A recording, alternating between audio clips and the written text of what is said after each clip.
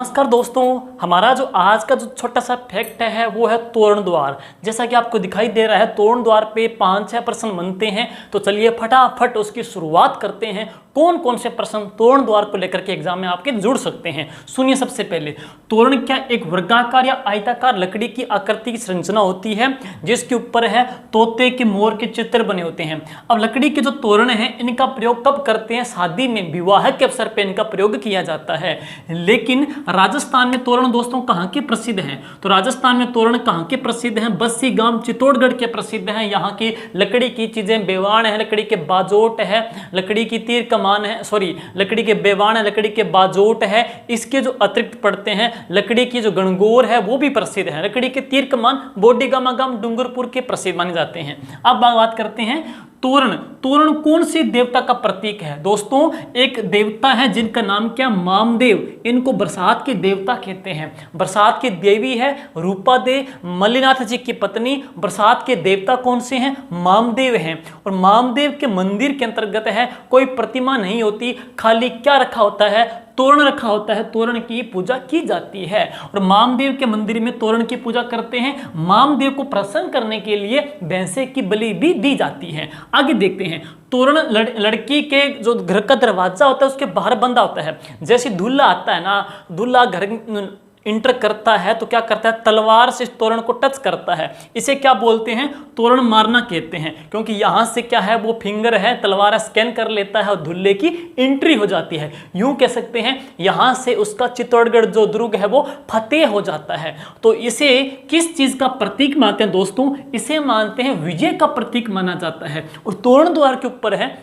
तोरण द्वार के ऊपर है भुआ सास के द्वारा दूल्हे की जो आरती उतारी जाती है। इस आरती को क्या बोल देते हैं? इस आरती को झाला मिला की आरती भी कहा जाता है। एक बात और सुनिएगा, जब तोरण द्वार के ऊपर बारात आ जाती है तो दूल्हे को देख करके दुल्हन के आम पर सरसों का तेल डाला जाता है। कहते हैं इसको तेल चढ़ाने की रस्म कहते हैं। और ये लड़की के जीवन में एक बार होती है। जैसे रस्म है ना कि तीरिया तेल हमीर हट चढ़ने दूजी बार, तो यहाँ से ये दूल्हा जब तोरण द्वार पे आ जाता है तो तेल चढ़ाने की रस्म होती है। इससे दुल्हन है वो आधी पराई मानी जाती है। और दूल्हा तोरण द्वार के ऊपर होता है तो दुल्हन है वो खिड़की में से शादी के जोड़े में से देख रही है।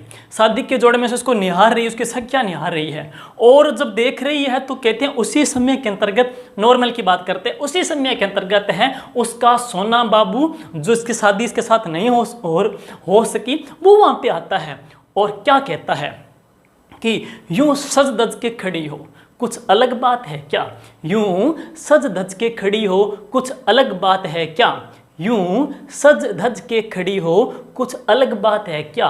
इतने करीब क्यों आ रही हो, हिजर की रात है क्या? इतने करीब क्यों आ रही हो, हिजर की रात है क्या? घर में बड़ी चहल पहल है, घर में बड़ी चहल पहल है, खुशियों की सौगात है क्या? ये क्या देख रही हो खिड़की में से, तेरी बारात है क्या? तो ये है उसका सोना बाबू, वो कहता है। तो यहाँ पे वो बारात को निहारते हैं। और अब इसके बाद दूल्हा जब तोरण द्वार के ऊपर आ जाता है तो गीत कौन से गाए जाते हैं? कुकुड़दू गीत गाए जाते हैं। सुन लीजिए, 3 प्रकार के गीत पढ़ेंगे। एक जो गीत कौन सा है? कुकड़ी का गीत। एक गीत कौन सा है? कोयलड़ी का गीत। देखो कुकड़ी का जो गीत है ना वो तो गाया जाता है राती जोगा का।